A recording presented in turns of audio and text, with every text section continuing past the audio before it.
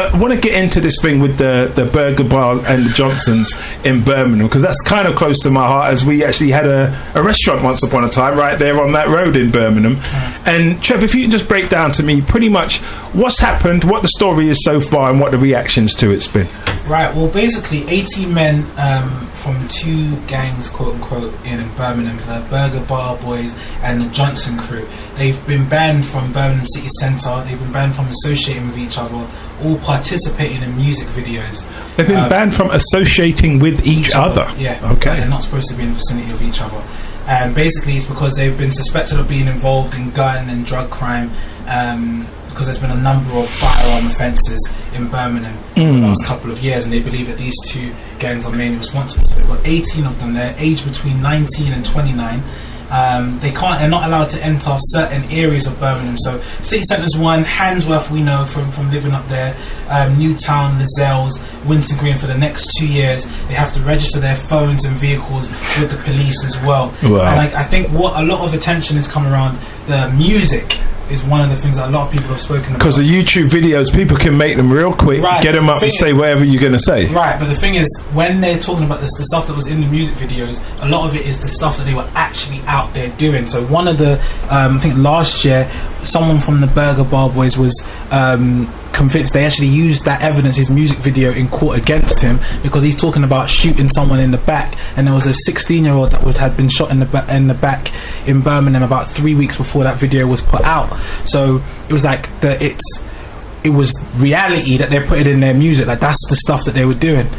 All right, so like, I don't know how anyone else takes it, but me personally, it's not something I can't defend. I find it difficult. How do you defend someone's right to go up in the music and talk about killing another person's child? Well, how I see it is, I've seen many a film, Scarface, showing killings, drug abuse, all the stuff. So if you're saying it's art, it's art. If you're saying it's reality, well, say reality show. You get what I mean? And I think it's a bit unfair that it's always targeting art when some of these guys are saying that they're shooting and they never shot at all, you know. I've heard stories of rappers saying that they're drug dealers and they've never sold, you know, and it's art. See, because what I'm looking at is the world around us is changing, and the environment that we're in is a hostile environment, and we don't control it.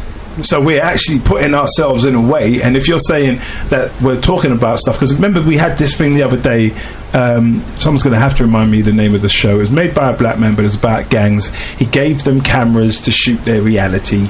And was it called Gangland? I thought it was, yeah. It was Gangland. Okay, so, and then this has gone on the TV, and basically they've all gone to jail afterwards, because he would have gone, the filmmaker would have gone to jail if he didn't give them up.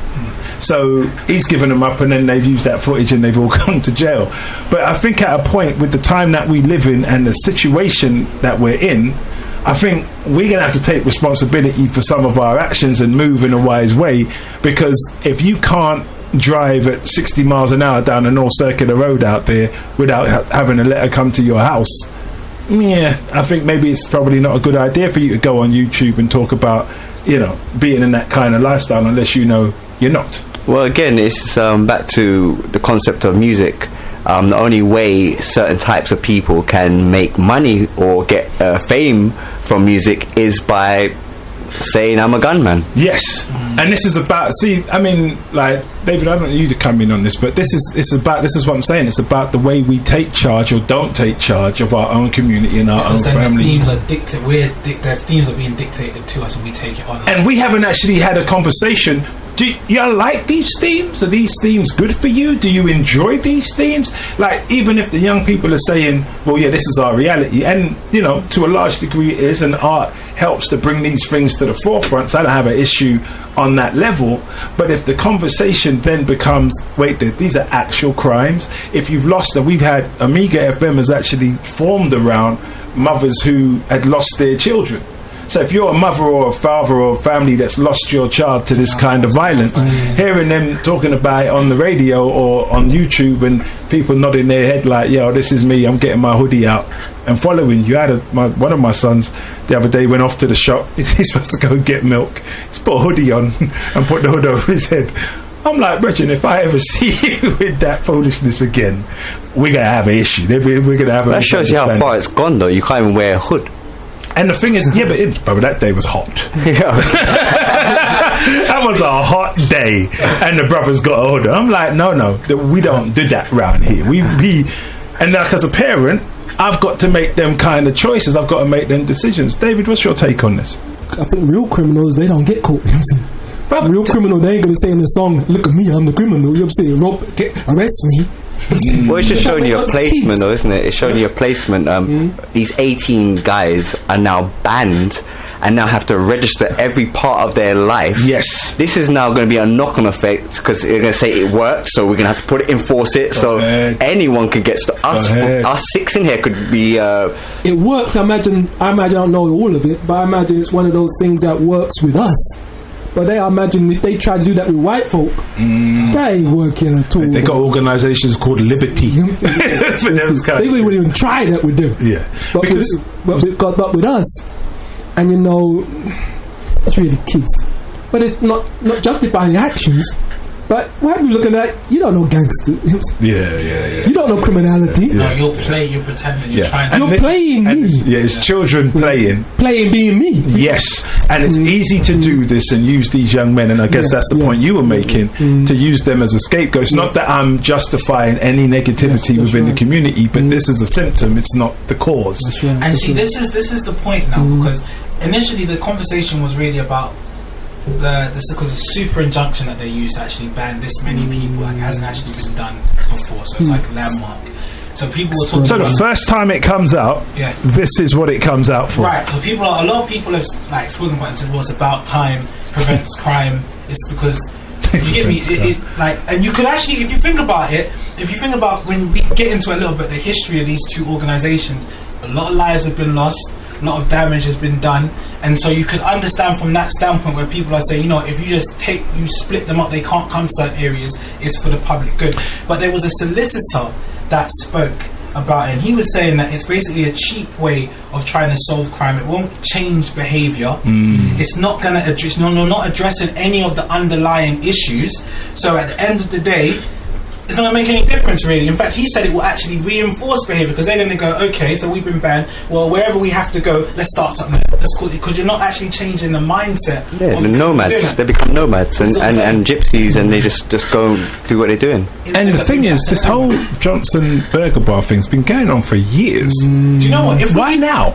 Yeah. This is the point, because even if you look back at their history, when I was reading it kind of, when they talk about the Bloods and the Crips and how they start, it's very similar. Like, there's a lot of races. It started in the 80s. Obviously, but it's meant to be like a community defence. Yeah, thing. that's exactly what it was. That's exactly how it started. So 2 best friends basically started the organisation. They were friends. They had their crews or whatever, but they were friends, and they worked together. They fought together against these racist skinheads or gang. But do you know that in Birmingham, you might remember when we were there, but do you know there's a history of Asians actually killing black people? Yes, I'm really. Like when there's any kind of tension between the Asians and whatever. Right? Do you remember when they had the uprisings, they'd call it, and it was said that it was black people who had driven the car that ran over some Asians. Like, people's in fear of their lives at that point, because the Asians aren't like that. If you attack that community, they come after you a certain way. I think it just as black people, we do things well.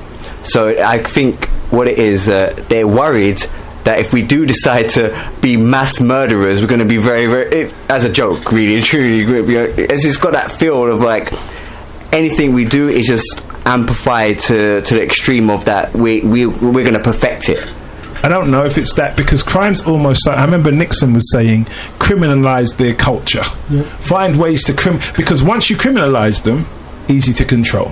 If they're not criminalised, if you deal with them as human beings and then you actually have any understanding and there's no criminalisation, then it's what you say, how do you now bring in take away their laws, take away their freedoms? You know what it is, even when you talked about criminalisation, if you look at the culture, and this is something that came to me when I was looking at this, a lot of the time they're talking about these gang members, and we could get into like the causes of it. I guess we will in a little bit, but sometimes it's children who grow up in well-to-do homes and stuff are still attracted to that culture, because it's ours now. So even if I don't grow up in some grimy neighborhood. I could grow up in a 6-bedroom house, whatever, but I'm gravitating but towards to that. me, this is when you take the men out of a home, and you take the direction out of a home, you take the strength and the discipline out of a home, then the children are left searching.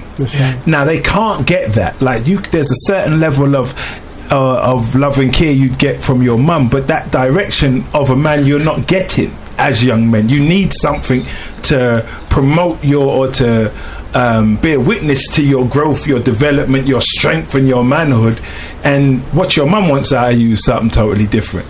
But they've already silenced the brothers in the community till when you as a strong black man and like if you go forward as a strong black man, you're almost an enemy to your own community. Like it's a crazy thing. Why would you know, he's being controlling. A sister being controlling there's nothing wrong with that. That's the I always see America as the biggest experiment for black people and controlling people. And that's what they've done, isn't it? They made the woman the head of the house. And as I say, I've always said this in England. I've been saying this since the late 90s.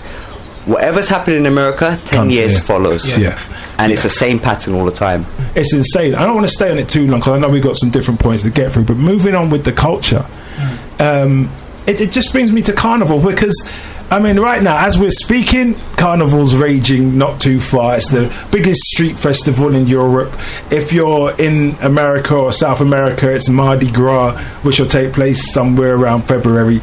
But these kind of street festivals are given like it's our culture, and to a degree I do recognise there are some historical parts that make it that,